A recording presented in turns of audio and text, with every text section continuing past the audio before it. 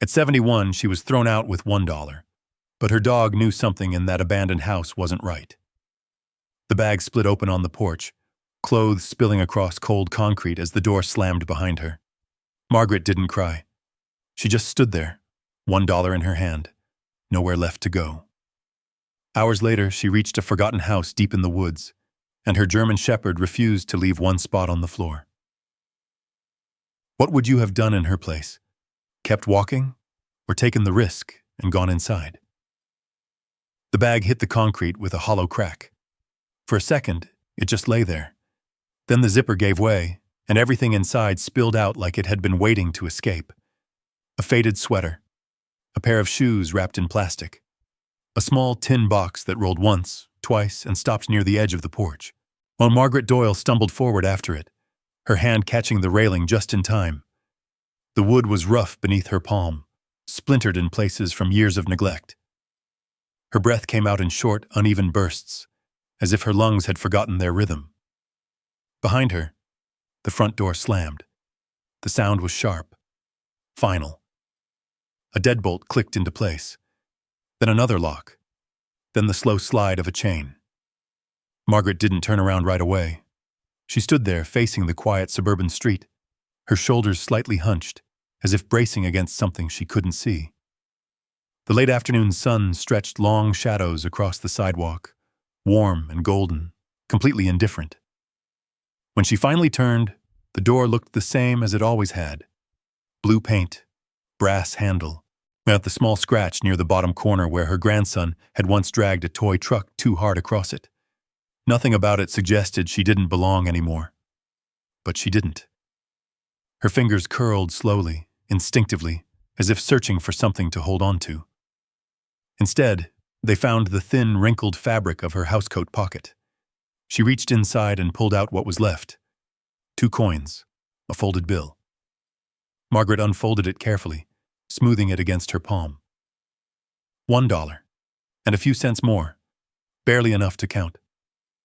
The paper was soft from age, edges worn down, like it had already lived a longer life than she had. She stared at it for a long moment. 71 years. And this was what remained. A low sound pulled her attention downward. Atlas. The German shepherd stood pressed against her leg, his body still, but not relaxed.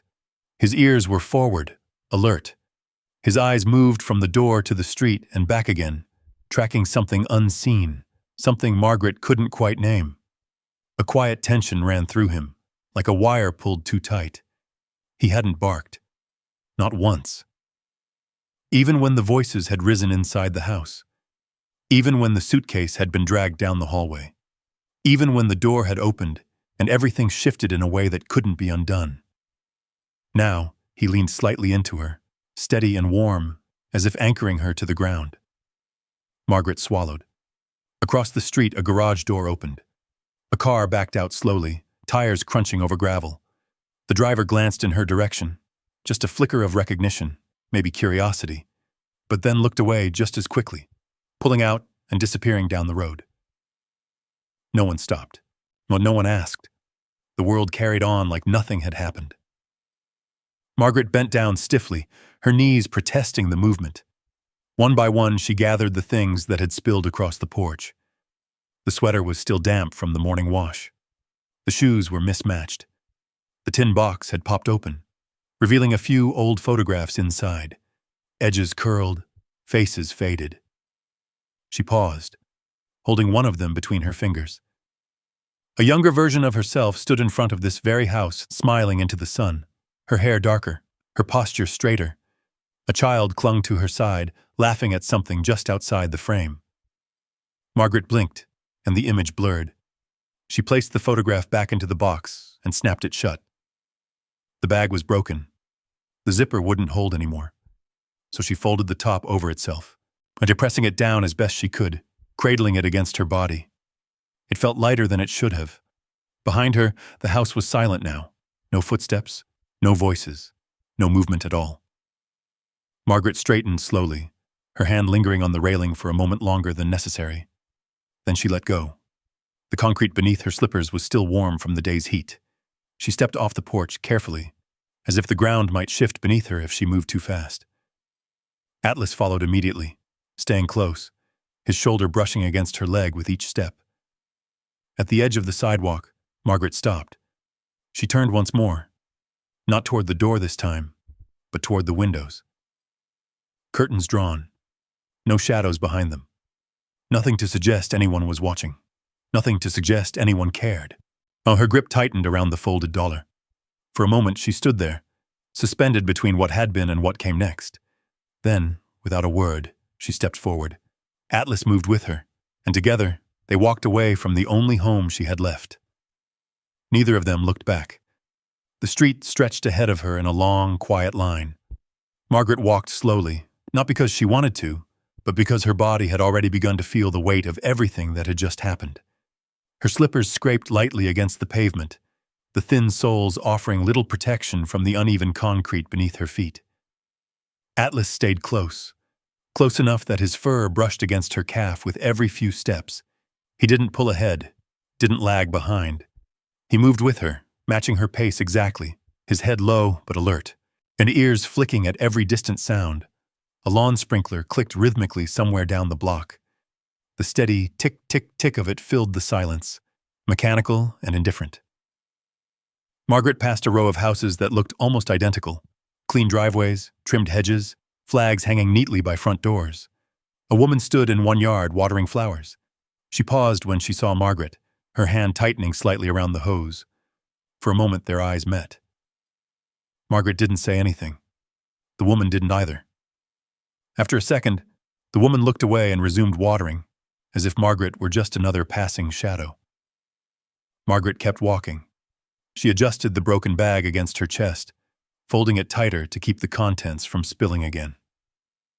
The dollar bill in her hand had softened further from the heat of her palm, the paper nearly blending into her skin. She didn't put it away. It felt like the only thing tethering her to something real. At the end of the block, she slowed.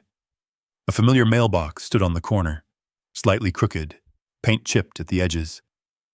She had passed it hundreds of times over the years, sometimes with grocery bags in her arms, sometimes with one of the grandchildren trailing behind her, asking questions she always tried to answer. She stopped for just a second. Not long enough to think. Just long enough to feel. Then she moved on. Atlas shifted beside her, his head turning briefly back toward the street they had come from. His body tensed for a moment, as if expecting something, someone, to follow. But nothing came. No footsteps. No voice calling her name. No door opening behind them. The world remained exactly as it had been. Margaret crossed the intersection, her steps careful as she moved over the cracked asphalt. A car rolled up to the stop sign and waited. The driver tapped his fingers against the steering wheel, glancing at her, then at the road ahead. She crossed without looking up. The car moved on the second she cleared the lane. A breeze picked up, light but cool, brushing against her face and lifting a strand of her gray hair. It carried the faint scent of cut grass and something else, something sharper, like distant rain that hadn't arrived yet. Margaret tightened her grip on the bag. 8 years. That was how long she had lived in that house. At first, it had felt temporary, a place to land after everything else had fallen apart. She could still remember the day she moved in, was the careful way she had folded her clothes into drawers that weren't hers, the way she had kept her belongings contained to one room, one corner, as if taking up less space might make her easier to keep. She had told herself it was just for a little while, just until things settled, just until she figured something out. But life had a way of stretching a little while into something else entirely. She had cooked meals, washed dishes, folded laundry, picked the kids up from school when they were small enough to need picking up, sat at the kitchen table helping with homework, reading out loud when they struggled, pretending not to notice when they lost interest. She had made herself useful. That was the agreement, even if no one had ever said it out loud. Atlas let out a soft, low sound beside her, not quite a whine, not quite a growl. Margaret glanced down at him. His eyes flicked toward a passing car, then back to her. His posture shifted slightly, placing himself between her and the road, without thinking. She reached down absent-mindedly and rested her hand on his head. "I'm all right," she murmured, though her voice lacked conviction. Atlas didn't move. They continued down another street, this one quieter than the last. Fewer houses, longer stretches of sidewalk. The shadows had begun to stretch further now, creeping across the ground in thin, dark lines. Margaret's steps slowed again. A memory surfaced, not all at once, but in pieces. A conversation through a wall. Her daughter's voice, tight with frustration. "We can't keep doing this." Another voice, softer, uncertain. "She's my mother." A pause, then, quieter still. "I know." Margaret had sat on the edge of her bed that night, hands folded in her lap, staring at nothing. Atlas had been at her feet then too, his head resting on her shoe, listening to the same words she pretended not to hear. She had stayed silent. She always stayed silent. The street curved slightly ahead, leading toward a busier road. Margaret followed it without thinking, her body moving on instinct more than intention. By the time she reached the corner, she realized where she was. The bus station. It wasn't much, a low building with a faded sign and a bench out front. The kind of place people passed through without noticing, unless they had nowhere else to go. Margaret stopped just outside it. Her chest rose and fell slowly. Atlas stepped forward, then turned back to look at her, waiting. Always waiting. But Margaret looked down at the dollar in her hand, then at the station, then back at the road behind her. It felt farther away now than it should have, like something already slipping out of reach. She exhaled quietly. "There's nowhere else," she said under her breath. Atlas's ears twitched at the sound of her voice. Margaret took a step forward, then another. The doors to the station creaked open as she pushed them, the sound echoing faintly in the empty space beyond. Inside, the air was cooler. Still. And for the first time since the door had closed behind her, Margaret realized something with a clarity that settled deep in her chest. She wasn't going back. Not this time. Not ever. Atlas walked in beside her, his presence steady as ever. And Margaret Doyle, with $1 in her hand and nowhere left to belong, stepped into whatever came next. The bus station smelled faintly of dust and old coffee. Margaret stood just inside the doorway for a moment, letting her eyes adjust to the dimmer light. A single ceiling fan turned lazily above, pushing warm air in slow circles. A vending machine hummed quietly against the far wall, its flickering bulb struggling to stay alive. There were only a few people inside. A man in a baseball cap sat hunched over his phone. A young woman leaned against the wall with headphones in, eyes closed. No one looked up. No one noticed her. Margaret moved toward the counter, her steps careful, measured. Atlas followed at her side, his nails clicking softly against the tile floor. Behind the counter, a tired-looking clerk glanced up briefly, then back down at his screen. "Where to?" he asked without much interest. But Margaret hesitated. The question felt larger than it should have, like it carried more weight than a simple destination. She tightened her grip on the folded dollar. There was only one place she could think of. One place she hadn't allowed herself to think about in years. "Northern Minnesota," she said quietly. "Closest stop to Pine Hollow." The clerk typed something, squinting at the screen. "Closest I got is a drop near Duluth," he said. "From there, you'll need to figure out the rest." Margaret nodded. "That's fine." He turned the monitor slightly, tapping a price on the screen. "One way's 95 cents. Margaret blinked. For a second, she thought she had misheard him. 95? "Senior fare," he muttered. Her fingers unfolded the bill again, smoothing it with care. She placed it on the counter, much along with the coins. The sound they made, light, metallic, felt louder than it should have. The clerk counted it without comment, printed the ticket, and slid it toward her. "Bus leaves in 20 minutes. Margaret picked it up slowly, her eyes lingering on the thin strip of paper. A destination. It didn't feel real yet. Atlas nudged her hand gently, as if reminding her to keep moving. She stepped away from the counter and found a seat near the window. The bench was hard, worn smooth by years of use. She sat down carefully, placing the broken bag beside her, keeping one hand on it at all times.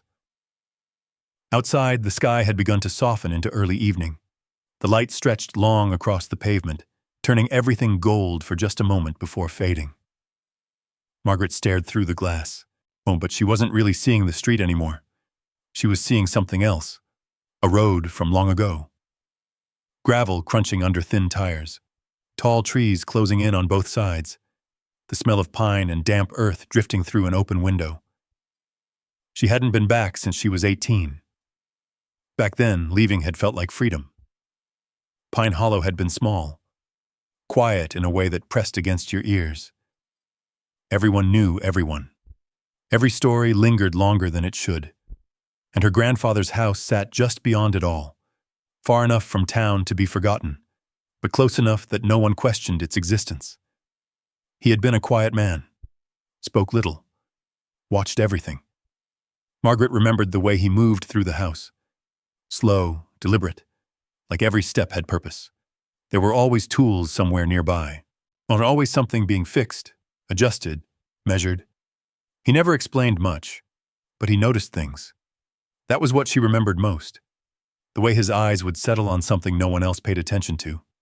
A loose hinge, a shift in the wind, a sound out of place. Margaret swallowed. She hadn't thought about him in years. Not really. Life had filled in all the spaces where those memories used to sit. Marriage, children, bills, loss, and then survival. Atlas shifted beside her, letting out a low breath as he settled at her feet. His body remained alert even at rest, his ears twitching at every new sound. A door opening, footsteps passing, the distant rumble of a bus pulling in. Margaret reached down, her fingers brushing lightly through his fur. "You're still with me," she murmured.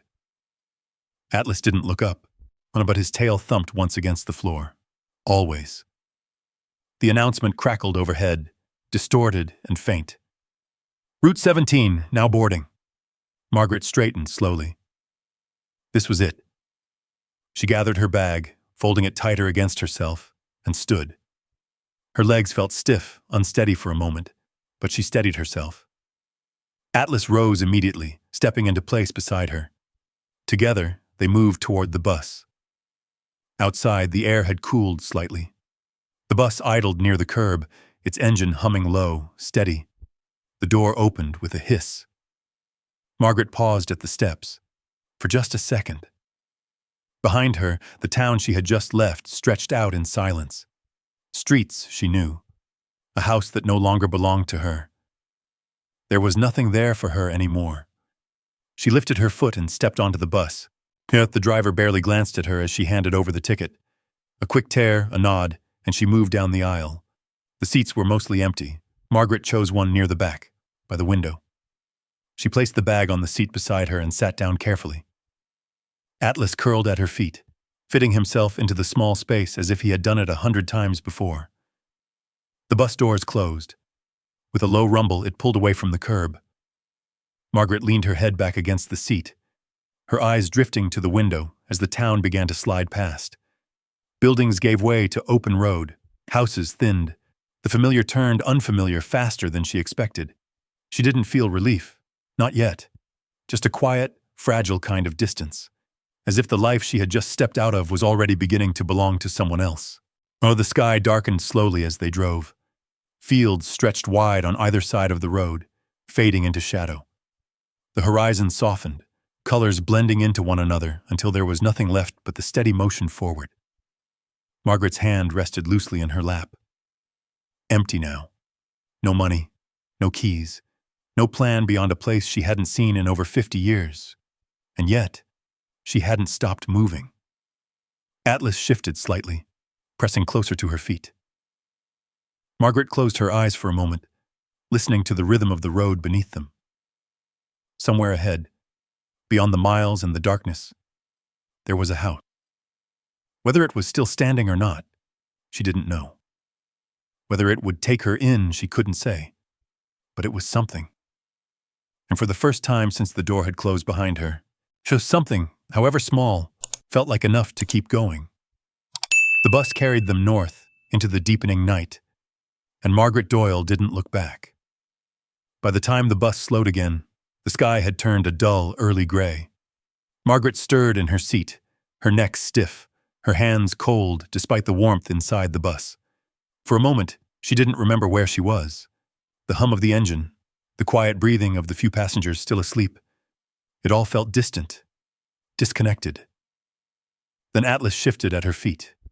His body tensed before his eyes even opened, as if something outside had already reached him first. Margaret blinked, leaning toward the window.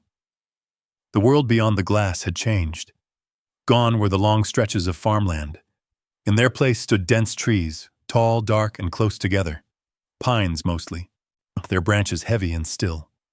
A thin mist clung low to the ground, drifting between trunks like something alive.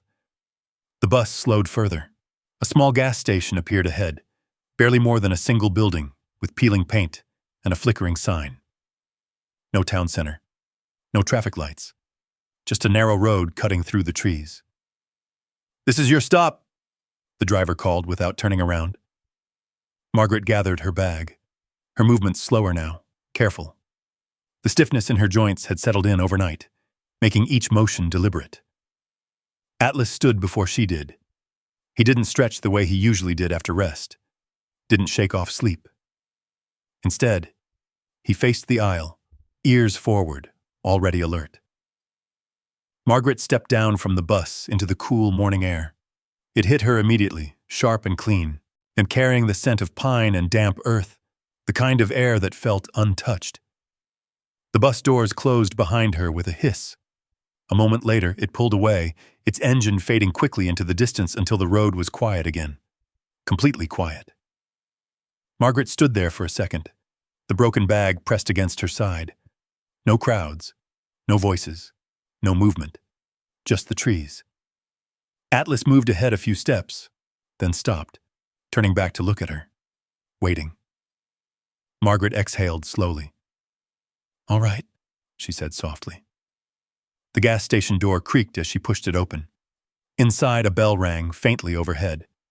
A man stood behind the counter, flipping through a newspaper. He glanced up, his expression neutral, then flicked his eyes toward Atlas. "He friendly?" the man asked. "Yes," Margaret replied. The man nodded once, then went back to his paper. Margaret stepped inside fully, the warmth of the small room settling around her. Shelves lined the walls, snacks, canned goods, things meant for passing travelers. She hesitated. Her hand brushed her empty pocket. No money left. Not even enough for a bottle of water. She cleared her throat gently. "Excuse me," she said. The man looked up again, slower this time. "I'm trying to find Pine Hollow," she continued. "There used to be a road, heading east, I think, toward the old Doyle property." The man studied her for a moment. Then he nodded toward the window. "Gravel road about a mile down," he said. "You'll see a broken sign. Most folks don't take it anymore." Margaret gave a small nod. "Thank you." He didn't ask anything else, didn't offer anything. She turned and walked back outside. The morning had brightened slightly, but the mist still lingered low between the trees. The road stretched ahead, narrow and quiet. Atlas stepped forward again, his pace steady. Margaret followed. The walk took longer than she expected. The pavement gave way to gravel, the small stones shifting under her slippers. The soles were already thinning, offering less protection with every step. She could feel the sharp edges now, pressing through. But she didn't stop. The trees grew thicker as they moved forward, the road narrowing further until it felt more like a path than anything else. Branches leaned overhead, filtering the light into thin, scattered beams. Somewhere in the distance, a bird called once, then fell silent. Margaret adjusted her grip on the bag. Her breathing had grown heavier, but she kept moving. Atlas stayed just ahead now, not pulling, not wandering, guiding. At one point, he paused abruptly, his body going rigid, his head turned slightly to the side, eyes fixed on something deep within the trees. Margaret stopped too. "What is it?"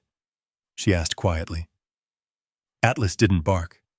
He simply stood there, listening. Then, just as suddenly, he relaxed and moved forward again. Margaret followed, her heart beating just a little faster now. After what felt like miles, but was likely less than one, the road curved. And there it was. The house. Margaret stopped. For a moment, she didn't breathe. It stood at the edge of a clearing, partially hidden by overgrown grass and low branches. The structure was smaller than she remembered, but stronger too. The frame held steady. The roof sagged slightly, but not enough to suggest collapse. Unweathered, aged, but still there, still standing. The front porch leaned a little to one side, the steps uneven. The windows were dark, clouded with years of dust, but not broken. Nothing about it screamed ruin. It didn't feel abandoned. It felt waiting. Atlas stepped forward slowly. His posture changed again. Not tense this time. Focused. He scanned the house carefully, his movements deliberate, as if taking in every detail. Margaret walked toward the porch. Each step felt heavier than the last, not from exhaustion, from memory. She had stood here once before, a lifetime ago. The same porch, the same door, the same quiet pressing in from all sides. Only then she had been leaving. Now she was returning. Her hand reached the railing, fingers brushing the rough wood. It was real. The house hadn't disappeared. It hadn't fallen into dust like everything else. It had endured. Atlas climbed the steps first. Halfway up, he stopped. His body went still, ears forward, eyes locked on the door. Margaret felt it then. Not fear, not exactly. Something else. A tension in the air that didn't belong to danger, but didn't belong to comfort either. Something waiting to be understood. She stepped onto the porch. The wood creaked beneath her weight. Atlas didn't move. He didn't look at her. He kept staring at the door. Margaret followed his gaze. The door stood closed, unbroken, unforced, as if it had been shut gently and left that way. Her hand lifted slowly toward the handle. Behind her, the trees stood silent. Ahead of her, the house held its breath. And at her side, Atlas remained perfectly still, watching, listening, and sensing something she could not yet see. Margaret Doyle turned the handle, and the door began to open. It didn't creak the way she expected.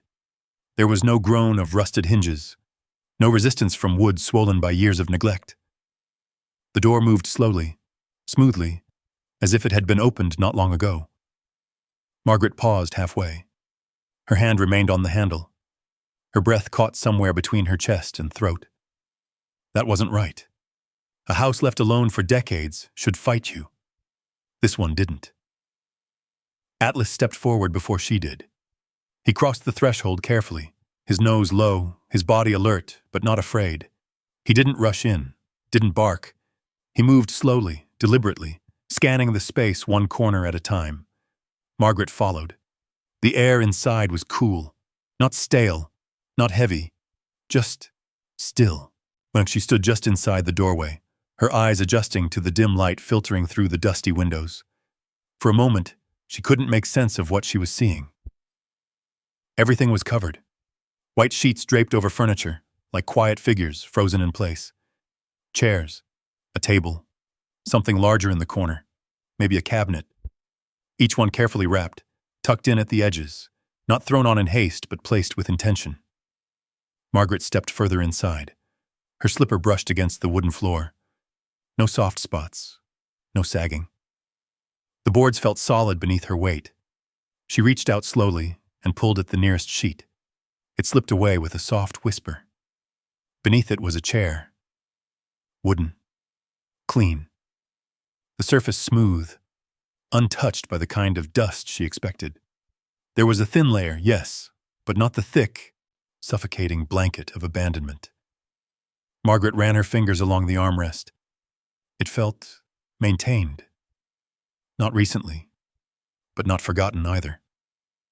"That's not possible," she murmured. Atlas moved deeper into the room. His steps were quiet, controlled. His nose hovered inches above the floor, then lifted toward the air, catching scents Margaret couldn't detect. His ears twitched, adjusting constantly, as if listening for something just out of reach. Margaret turned slowly, taking in more of the space. The kitchen opened just beyond the main room. She stepped toward it. The shelves were lined. Jars sat neatly arranged, rows of preserved vegetables, sealed tight. The glass had dulled slightly over time, but the contents inside still held their color. Greens, reds, deep amber tones.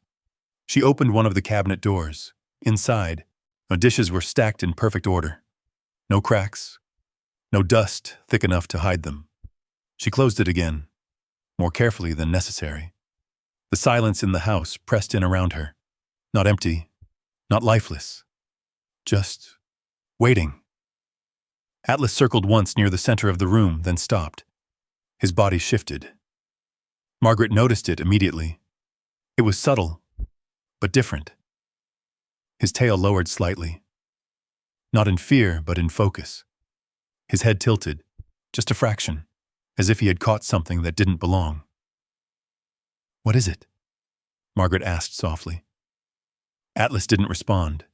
He moved toward the far wall. There, near an old cast-iron stove, he slowed. His steps became more deliberate. His nose hovered just above the floorboards, tracing something invisible. Then he stopped completely.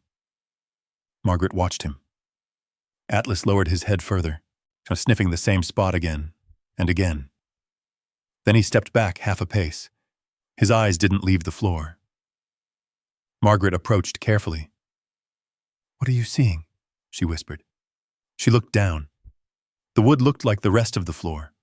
Worn, slightly faded, lines of age running through it like quiet history. Nothing stood out. Nothing obvious. But Atlas didn't move. He let out a low, almost inaudible sound.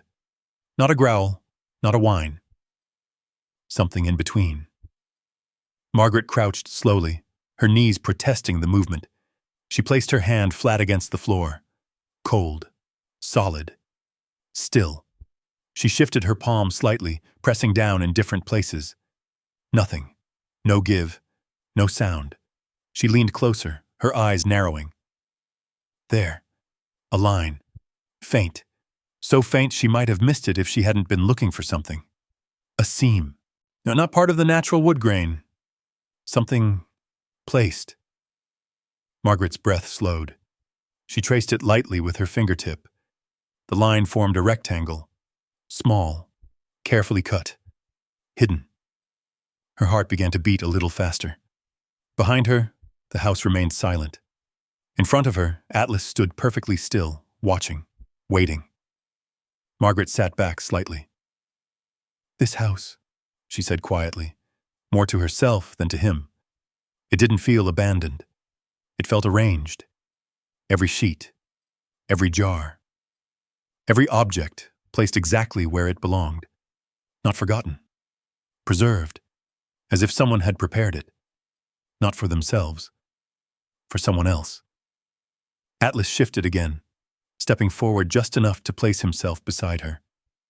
His gaze flicked from the floor to her face, then back again. Margaret swallowed. "I see it," she said softly. And she reached forward again, her fingers hovering just above the faint outline. She didn't lift it. Not yet. Something inside her hesitated. Not from fear. From the feeling that once she did, something would change. She pushed herself slowly to her feet. Her eyes moved around the room again. Everything looked the same, but it didn't feel the same anymore. Atlas stepped back slightly, giving her space, but he didn't leave the spot. He wouldn't. Margaret looked down at the hidden seam one more time, then back toward the rest of the house. A quiet unease settled in her chest. Not danger, not safety. Something in between. Something that didn't make sense. And that was the part she couldn't ignore. Because houses didn't wait. And floors didn't hide things for no reason. But Margaret Doyle stood in the middle of her grandfather's house. surrounded by order that shouldn't exist. And for the first time since stepping inside, she realized this place hadn't been left behind. It had been kept. Carefully. Intentionally. And Atlas had found the one thing that proved it. Margaret didn't move for a long moment. She stood there, looking down at the faint outline in the floor, her mind trying to catch up with what her eyes were beginning to understand. The house wasn't abandoned. It wasn't forgotten. It had been closed, carefully. And this, whatever this was, had been hidden on purpose. Atlas shifted his weight slightly, his paw brushing against the exact edge of the seam. He let out a soft, insistent sound, not loud, not urgent, but steady, like a reminder. Margaret exhaled slowly. "All right," she whispered, while she lowered herself back down, this time with more intention. Her fingers pressed along the edges of the seam again, tracing it carefully. The wood was smooth, but not perfectly flush. There was the slightest difference in height, barely noticeable unless you knew to look. She ran her hand along one side. Nothing. Then the other. Still nothing. Margaret leaned closer, her face just inches from the floor now. Her eyes narrowed, searching. "There has to be a way," she murmured. Atlas shifted again, this time placing his paw directly on one corner of the rectangle. He pressed down, not hard, just enough. Margaret's eyes followed the movement. That corner. She reached out and pressed there too. The wood didn't move, but something beneath it did. A faint sound. A soft click. Margaret froze. Atlas stepped back immediately, and his ears lifting, his body going still again. Margaret's heart began to pound. Slowly, she slid her fingers under the edge of the board where the seam had deepened just enough to allow it. It lifted. Not easily, but it lifted. The wood came up with a quiet scrape, revealing darkness beneath. Margaret pulled it back further, setting it aside carefully. A small opening sat below the floor, just wide enough for a person to fit through if they were careful. A hatch, hidden beneath the boards. Margaret stared down into it. Cool air drifted up from below, carrying a faint scent. Earth, wood, something older. Not rot, not decay, just time. Atlas stepped forward again, lowering his head toward the opening. He sniffed once, twice, then paused. His body didn't tense this time. It steadied, focused, and as if whatever was down there didn't frighten him, but mattered. Margaret swallowed. "I didn't know this was here," she said quietly. Her voice echoed slightly in the stillness. She looked around the room again, as if expecting something else to shift, something to explain itself. Nothing did. The house remained exactly as it had been. Silent. Waiting. Margaret placed her hand on the edge of the opening and leaned closer, peering down. There were steps, wooden, narrow, leading into the dark. She hesitated, not because she was afraid of what was down there, but because she understood something now. Once she went down, there would be no pretending this place was just a shelter. This was something else, something her grandfather had built and kept hidden. Atlas let out a quiet breath beside her, but Margaret glanced at him. "You knew, didn't you?" she said softly. Atlas didn't respond, but his eyes met hers for just a moment before shifting back to the opening. He stepped forward again, placing one paw on the top step. Then he stopped, waiting. Margaret let out a slow breath. Her hands moved without her fully deciding. She adjusted the board she had removed, leaning it carefully against the wall. She wiped her palms against her housecoat, though it did nothing to steady them. Then she reached forward and gripped the edge of the opening. The wood felt cool beneath her fingers, solid, reliable. She lowered one foot onto the first step. It held. No creak, no shift. She lowered the other. Atlas moved ahead of her, descending one step at a time, his body low, controlled. Margaret followed, while the light from above faded quickly as she moved down, replaced by a dim gray glow filtering from somewhere below. The air grew cooler, still, quiet in a way that pressed gently against her ears. At the bottom of the steps, Margaret paused. Her feet touched solid ground again. She lifted her head, and what she saw stopped her completely. The space beneath the house wasn't rough. It wasn't unfinished. It was organized. Shelves lined the walls, strong, deliberate, built to last. Boxes sat stacked in careful rows, each one placed with precision. Nothing was scattered. Nothing was left to chance. This wasn't storage. This was planning. Atlas moved forward slowly, his steps echoing softly against the wooden floor. He turned his head slightly, taking it all in, then looked back at Margaret again. Margaret stepped forward, and her breath had slowed now, not from calm, but from focus. She reached out and touched the nearest box. It was sealed, labeled. The handwriting was steady, clean, her grandfather's. Margaret traced the letters with her finger. She didn't open it. Not yet. Her eyes moved across the room. More boxes, more labels, more order. Whatever this was, it wasn't forgotten. It had been prepared. And now, she had found it.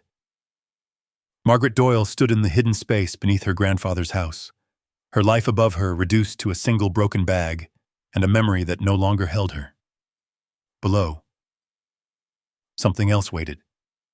Something Atlas had known was there before she ever saw it. And for the first time since she stepped off that porch with nothing, Margaret felt something shift. Not fear, not confusion, something stronger, not something that hadn't been there before.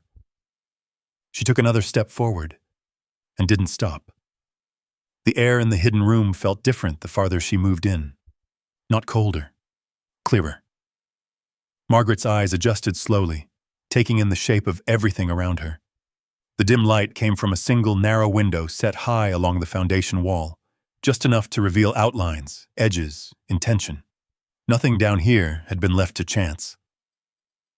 Atlas moved ahead of her, weaving carefully between the shelves. His nose hovered just above the surface of the boxes, pausing at some, passing others, as if he could tell the difference. Margaret reached the first shelf and placed her hand on one of the boxes. It was heavier than she expected, solid. She lifted the lid slowly.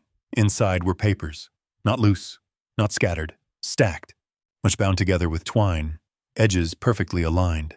Margaret untied the string with careful fingers, her movements slower now, not from hesitation, but from something closer to respect. She unfolded the first sheet. A deed. Official. Stamped. Signed. Her grandfather's name stood clearly at the top. Margaret frowned slightly, scanning the lines beneath it. Land. Not just the house.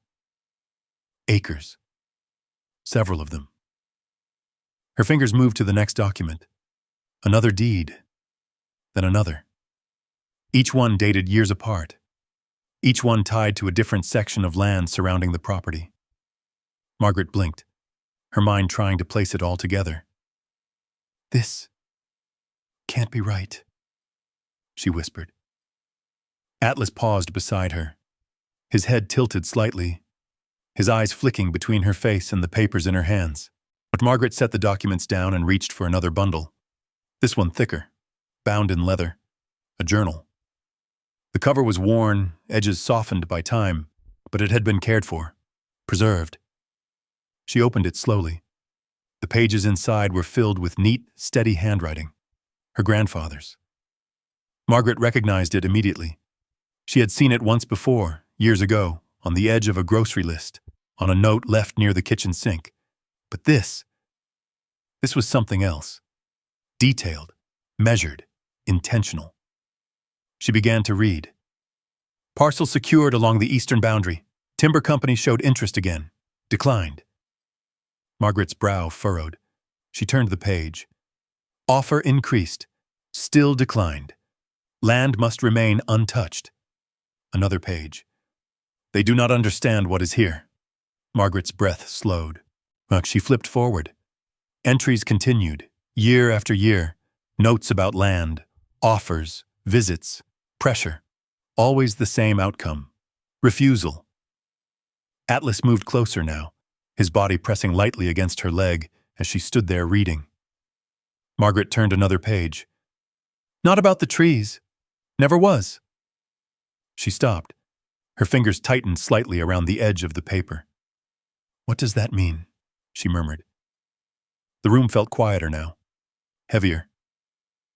Margaret closed the journal slowly and looked around. The boxes weren't random. The shelves weren't storage. This was a record, a lifetime of decisions, and none of it had been shared. Not with the town, not with the family, not with her. Atlas shifted again, stepping toward another shelf. This time he stopped in front of a smaller box, unlabeled, and he lowered his head and nudged it gently with his nose. Margaret followed. She crouched again, her knees stiff but steady. The box was lighter, wrapped in cloth, carefully.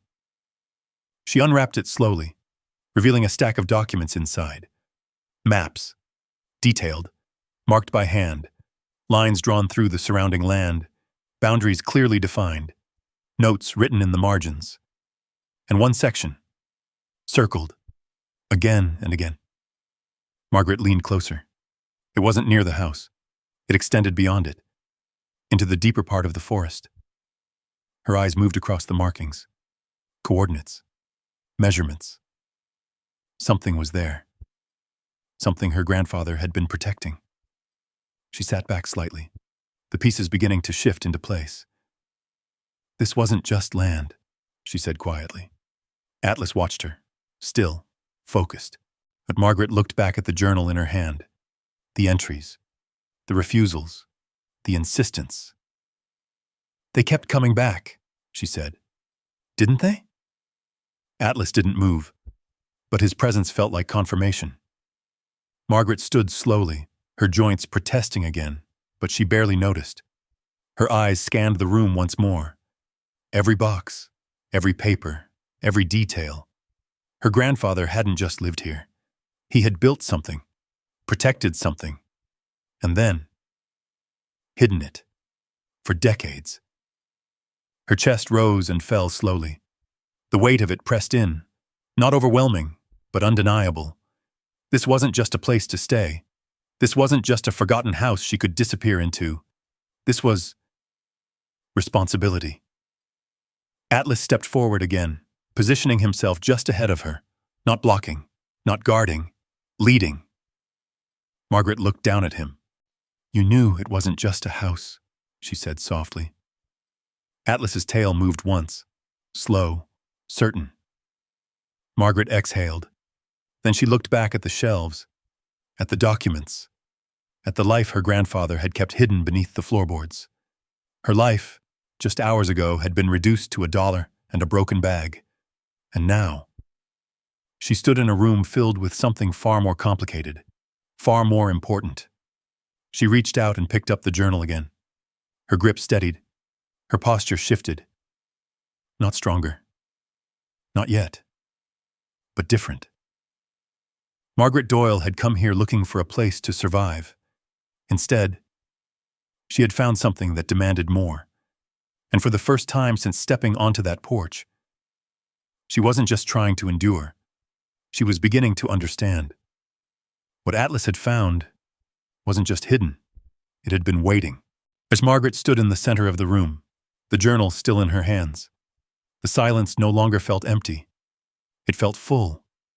Full of decisions she hadn't been part of. Full of years she hadn't witnessed. Full of something her grandfather had chosen to carry alone. Atlas moved slowly along the shelves again, his nose brushing the edges of the boxes with quiet precision. He wasn't searching blindly. He was selecting, drawn to certain places, ignoring others. Margaret watched him. Then she followed. He stopped near a stack of larger documents, thicker folders tied with worn string. One of them had a label, faded but still readable. Survey maps. Margaret crouched and pulled it free. The paper inside was heavier than the others. Official, detailed. Each sheet marked with measurements, boundaries, elevation lines. But she spread one out carefully on a nearby crate. It showed the entire property, not just the house, the land around it, and beyond. Her eyes traced the borders. What she had assumed was a small, forgotten piece of land extended much farther than she imagined. The property lines stretched into the surrounding forest, following the curves of a creek, cutting across sections of hills and open clearings. Dozens of acres. Margaret leaned closer. There were notes written along the edges, notations in her grandfather's handwriting. Wetland preserved. Stone ridge, do not disturb. Natural spring untouched. She swallowed. This wasn't random. It wasn't just ownership. It was protection. She reached for another map, this one older. The ink slightly faded, but still clear. Overlay markings had been added later. Different color, different pen. And in one section, a large portion of land was outlined heavily, circled, not once, but repeatedly. Margaret felt her chest tighten. "What is out there?" she whispered. Atlas shifted beside her, his body still but alert. His eyes moved between the map and the direction of the forest above them, as if he could connect the two. Margaret's fingers hovered over the circled area. It wasn't the house, it wasn't even close. It was deeper, farther than she had walked, farther than she had ever gone as a child. She turned back to the journal, flipping through pages more quickly now, scanning for anything that matched what she was seeing. Then, an entry. Short, deliberate. Offer came again, larger this time. Still refused. They don't understand what's under it. Margaret froze. Her breath caught. Under it, she repeated quietly. Her mind tried to piece it together. Timber companies. Repeated offers. Pressure. And her grandfather, refusing every time. Not for the trees, not for the land itself, for something beneath it. Let out a low sound again, softer this time, but steady. Margaret looked at him. "You feel it too, don't you?" she said. Atlas didn't move, but he didn't look away either. Margaret stood slowly, her knees stiff, her thoughts racing now in a way they hadn't since she arrived. This wasn't just about surviving anymore. This wasn't just a house she had stumbled into. This was something that had been fought over, protected, hidden, and now, left to her. She turned, looking around the room again with new eyes, and every box, every paper, every detail had been placed with purpose. Her grandfather hadn't just kept records, he had built a defense, and he had done it quietly, alone. Margaret walked toward another shelf, pulling down a different folder. Inside were letters, typed, formal, company letterheads stamped across the top, offers, requests, follow-ups, each one more insistent than the last, each one declined, without negotiation, without hesitation. Margaret flipped through them slowly. Years passed in the pages, decades. They hadn't stopped asking, and he hadn't stopped refusing. Atlas suddenly stiffened. Margaret looked up. His ears had lifted again, his body angled slightly toward the direction of the stairs. Listening, not reacting. Listening. Margaret held still. The house above remained silent, all the forest beyond it, quiet. Nothing moved. And yet, Atlas remained focused, as if something unseen had shifted. Margaret's grip tightened slightly on the papers. "They'll come back," she said quietly. Not a question, a realization. They had tried before, again and again, and when no one answered, they must have assumed the house was empty, forgotten, unclaimed. Margaret exhaled slowly. "But it's not anymore," she said. Her voice was steadier now, not stronger, but clearer. Atlas relaxed slightly, though he didn't fully lower his guard. Margaret stepped back, placing the documents carefully where she had found them. Her movements were more deliberate now, more aware. She wasn't just looking anymore. She was understanding. This land, this house, was never meant to disappear. It had been held, protected, and waiting for someone who would see it the same way. Margaret turned once more toward the stairs. The world above felt different now, not safer, but defined. She had come here with nothing. Now, she had something.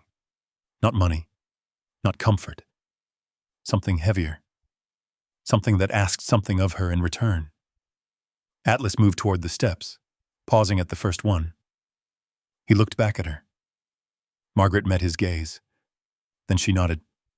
"Let's go," she said quietly. She took one last look at the room, at everything her grandfather had left behind. Then she followed Atlas up the stairs. Each step carried a little more weight than the last. Not from fear, from truth. And as she reached the top, Margaret Doyle understood something she hadn't known when she first stepped through the door. She hadn't just found a place to stay, but she had stepped into something unfinished. And now, it belonged to her. Margaret stepped out of the house and onto the porch, the morning air cooler than before, sharper against her skin. The mist had begun to lift, revealing more of the land that stretched beyond the clearing. She stood still for a moment, taking it in. Not as a visitor, not as someone passing through, but as someone who had a place in it. Atlas moved ahead, stepping off the porch and into the tall grass. His pace was slower now, more deliberate, his head turning slightly as he scanned the tree line. Margaret followed, her slippers brushing against the damp ground. The grass soaked through the thin fabric quickly, but she didn't stop. She needed to see it, more than just the house, more than just what was beneath it. The land. The path was barely visible, as a faint trail pressed into the earth from years long gone. Margaret followed it as best she could, her eyes moving between the ground and the trees ahead. The forest grew thicker as she walked, the air cooler, quieter. And then, she saw it. A marker. Wooden. Old. Set into the ground at an angle. Margaret stepped closer. The letters were worn, but still there. A boundary. One of many. Her grandfather's. She reached out, brushing her fingers across the surface. "This is all his," she said quietly. Atlas stood beside her, his body still, his attention fixed somewhere deeper into the woods. Margaret followed his gaze. The trees parted slightly in the distance, revealing a narrow strip of land where the ground dipped downward, the direction of the circled area on the map. She took a step forward, then another. But Atlas didn't follow. Margaret stopped. She turned. Atlas stood where he was, unmoving, watching her, not refusing, but holding, as if to say, "Not yet." Margaret looked back toward the deeper forest, then back at him. She exhaled slowly. "All right," she said. "Not yet." She turned and walked back toward the house. The clearing felt different now, not empty, defined. Each tree, each patch of grass, each line in the distance held meaning she hadn't seen before. And then, a sound. Low, mechanical. Margaret froze. Atlas's ears shot forward instantly, his body tightening. The sound came again. An engine. Not close, but coming closer. Margaret turned toward the road. Through the trees, she caught a glimpse of movement. A vehicle, dark-colored, slow, deliberate. Her chest tightened. Atlas moved immediately. Stepping in front of her, his body angled toward the direction of the sound. His stance lowered, his muscles coiled, ready. The vehicle came into view at the edge of the clearing. A truck, clean, out of place. It rolled to a stop just beyond the broken gate. The engine idled. For a moment, nothing happened. Then the driver's door opened. A man stepped out. Mid-40s, maybe older. Clean clothes, boots that had never seen mud like this. He looked around the property with a kind of practiced interest, like someone assessing something he already believed belonged to him. His eyes landed on Margaret. He paused, surprised, not by her presence, but by the fact that she was still there. "Well," he said after a moment, his voice carrying easily across the distance. "That's unexpected." Margaret didn't respond, and she stood where she was, her hand resting lightly against Atlas's back.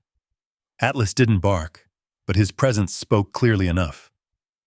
The man took a few steps forward, stopping just short of the gate.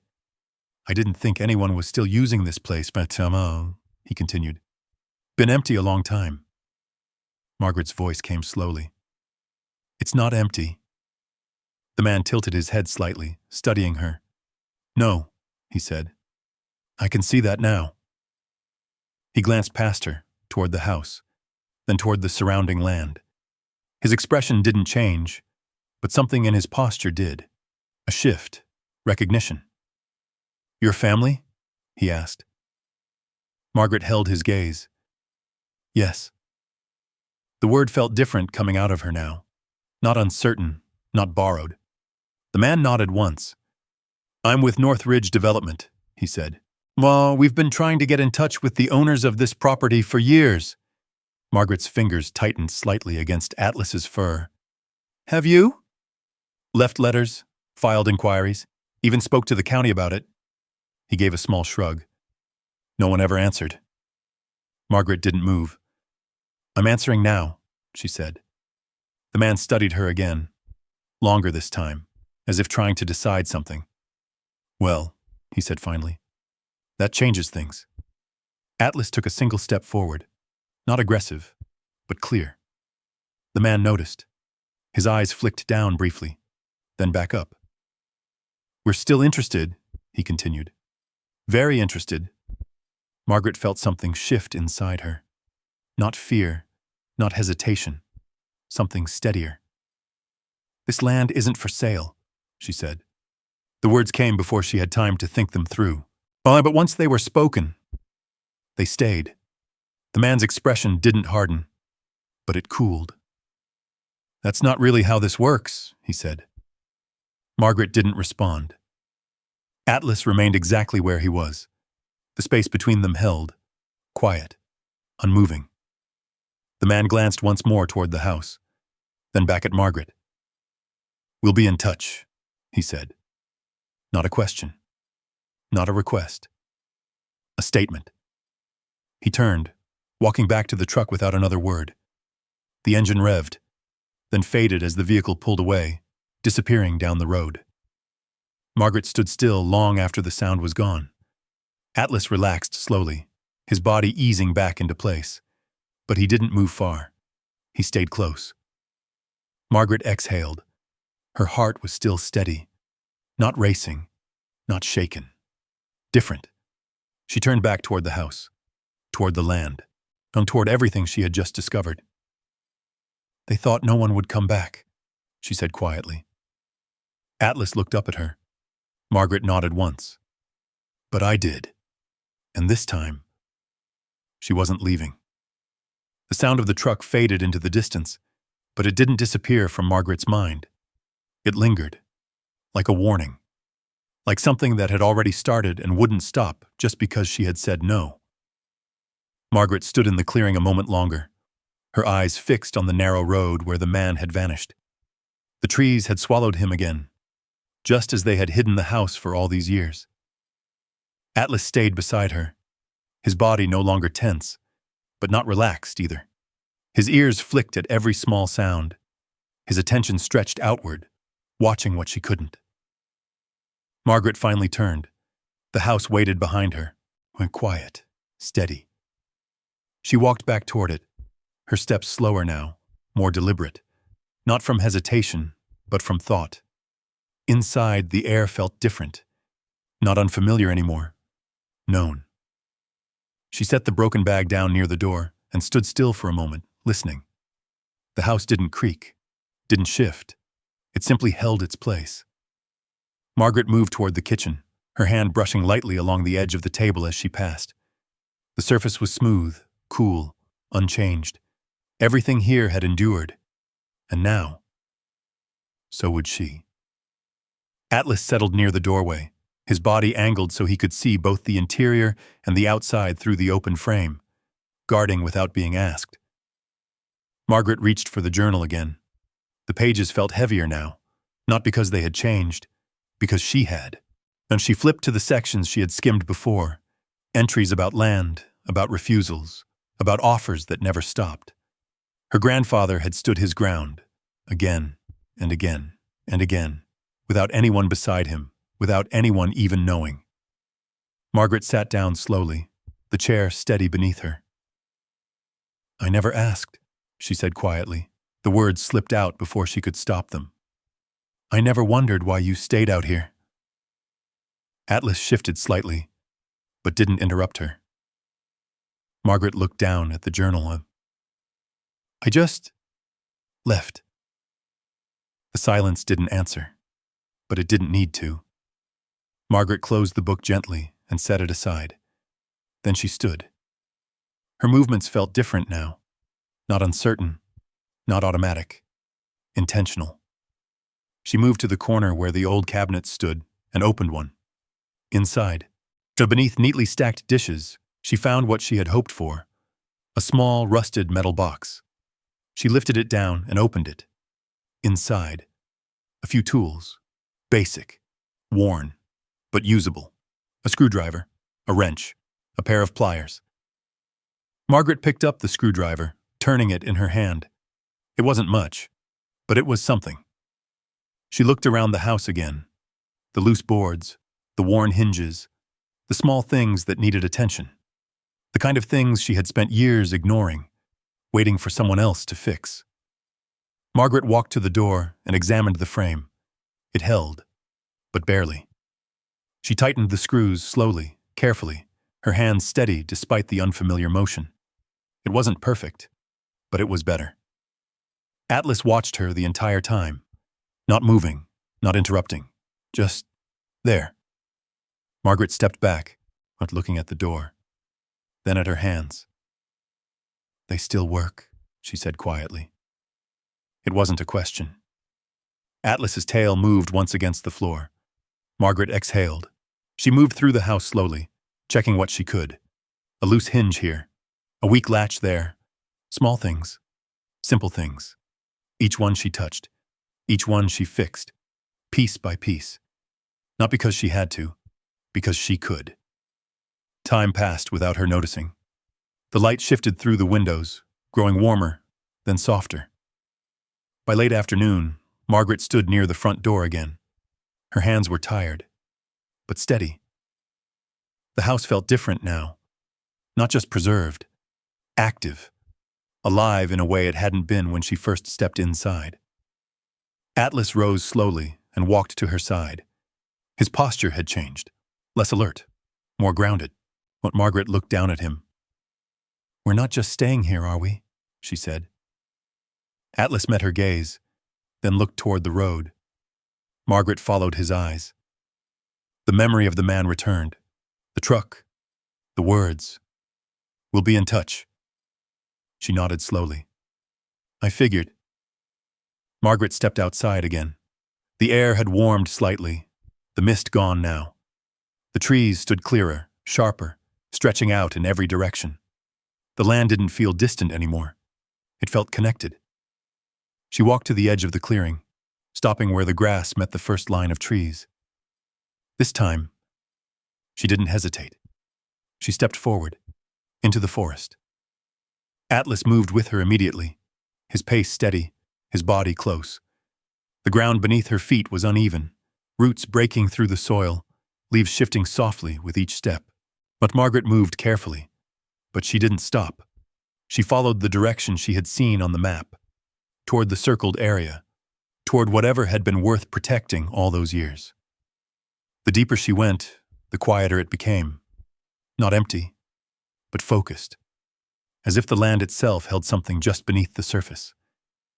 Atlas slowed suddenly. Margaret stopped with him. His body stilled again, his attention fixed ahead. Margaret followed his gaze. The trees opened slightly. And there, the ground changed. A clearing, not large but deliberate. The earth there was different, untouched, undisturbed. Margaret took a slow step forward, then another. She didn't know exactly what she was looking at. Not yet. But she understood one thing clearly. This. This was why her grandfather had said no. Again, and again, and again. But Margaret stood at the edge of it, her breath steady, her mind clear in a way it hadn't been in years. For most of her life, she had stepped back, stayed quiet, let decisions pass through her without resistance. But standing here, that part of her didn't feel as strong anymore. Atlas stepped forward, then stopped, waiting. Margaret looked at the land in front of her, then back toward the house, barely visible through the trees. Then at the road beyond. The people who would come back. The ones who believed this place could be taken. She straightened slightly. Not dramatic. Not sudden. Just enough. "I'm not stepping back this time," she said. The words were quiet, but they stayed. Atlas's tail moved once, steady. Margaret took one more step forward. And this time, she didn't question it. Margaret stood at the edge of the clearing, the forest quiet around her, the ground beneath her feet steady and undisturbed. She didn't rush forward, didn't step into the center of it. Not yet, because for the first time, she understood something her grandfather must have known all along. Some places aren't meant to be taken. They're meant to be kept. Atlas remained beside her, his body calm now, no longer searching, no longer urging. Whatever he had been leading her toward, he had found it. And so had she. Margaret let out a slow breath. Then she turned, back toward the house, back toward what needed to be done. The days that followed didn't feel fast, but they didn't feel slow either. They felt deliberate. Margaret woke with the light each morning, just the quiet of the forest settling into her before she even stepped outside. The house no longer felt unfamiliar. It held her now, just as it had held everything her grandfather had left behind. Atlas stayed close, not restless, not alert in the same way as before. His movements had softened, his attention no longer stretched thin between unknowns. He walked the perimeter of the clearing each morning, then returned, settling near the porch, where he could see everything at once. Margaret worked, not in large ways, but in steady ones. She patched the roof where she could reach, reinforced the door, cleared the path leading from the road to the house so it could be seen again, but not too easily. She learned the rhythm of the place, where the sun fell longest, where the ground held water, while where the wind moved through the trees and where it didn't. And each day, the house changed. Not dramatically, but enough. It felt lived in again. On the fourth day, she walked into town. Not because she wanted to, because she needed to. Atlas walked beside her, his pace even, his presence steady. The town hadn't changed much since she first saw it. Quiet, worn, the kind of place people passed through without staying. Margaret found the small office she had been told about. A faded sign hung above the door. Law office. Nothing more. She hesitated outside for a moment. Her hand rested against the door. For most of her life, she would have turned away. Waited. Let someone else decide. But that wasn't who she was standing here as now. She pushed the door open. A bell rang softly overhead. Inside. The room was simple. A desk, a few chairs, shelves lined with files that had seen years of use.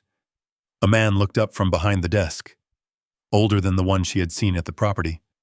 Late 50s, maybe. His expression wasn't surprised, just attentive. "Can I help you?" he asked. Margaret stepped forward. "My name is Margaret Doyle," she said. The words came out steady. "I believe I'm the owner of the Doyle property just outside town." The man didn't interrupt, didn't question. He simply listened. Margaret placed the documents on the desk, carefully, one by one. The deeds, the maps, the journal. Everything she needed to say, without saying too much. The man studied them quietly. Then he leaned back slightly in his chair. "I was wondering when someone might come in about that place," he said, when Margaret felt something shift. "You knew?" she asked. He nodded. Not everything, but enough. Your grandfather was particular, kept things quiet, paid attention to details most people ignored. Margaret nodded slowly. Yes, she said. He also made sure things were recorded properly, the man continued, tapping lightly on the documents. Which works in your favor. Margaret exhaled. For the first time since she had walked into the office, her shoulders lowered slightly. What do I need to do? She asked. The man gave a small nod. We start by making it clear the property isn't unclaimed, he said. That you're here, that you intend to keep it. Margaret held his gaze. I do. He nodded again. Then we proceed. The process wasn't simple. There were forms, records to confirm, and conversations that felt heavier than they should have. But Margaret didn't step back. Not once. Atlas stayed beside her through all of it, lying quietly in the corner of the office, his presence constant. When doubts surfaced, when the questions became too much, she would glance at him. And steady. The men from the truck returned. Not alone this time. 2 vehicles. More voices. More insistence, but this time, they didn't speak to an empty house. They spoke to Margaret, and Margaret answered.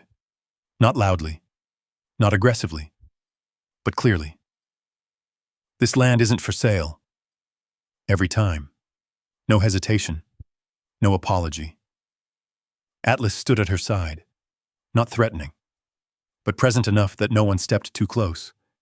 And eventually, they stopped trying to push.